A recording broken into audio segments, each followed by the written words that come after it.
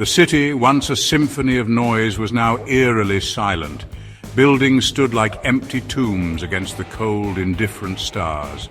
A spectral hush hung in the air, heavy with unspoken dread. The Harbinger had come. No one had ever seen the Harbinger's face. No one knew their motives. They were an enigma, shrouded in whispers and shadows. Their presence was enough to silence a city, to reduce its inhabitants to trembling prey. The only sound was the distant howl of a dog, a mournful cry that echoed through the empty streets. It was a sound that spoke of fear, of loss, of the unseen terror that stalked the night. The Harbinger moved with an unnerving grace, a predator in their element. They were a phantom, appearing and disappearing at will, leaving behind a trail of fear and unanswered questions. Their touch was said to be ice cold, their voice a chilling whisper that seeped into your mind, planting seeds of doubt and despair. Their eyes, when glimpsed, burned with an unnatural light, reflecting something ancient and malevolent. Why was the Harbinger here? What did they want with this city, with its people? These were the questions that plagued the minds of the few who dared to think, to hope for answers.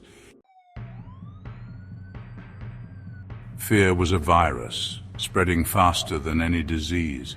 It infected every corner of the city, poisoning the minds of its people. Trust evaporated. Neighbors eyed each other with suspicion. The silence was broken only by hushed whispers, rumors of disappearances, of strange symbols appearing on doorways, of a darkness that consumed everything it touched. The Harbinger's reign of terror had begun. Some said the Harbinger was a force of nature, a punishment for their sins.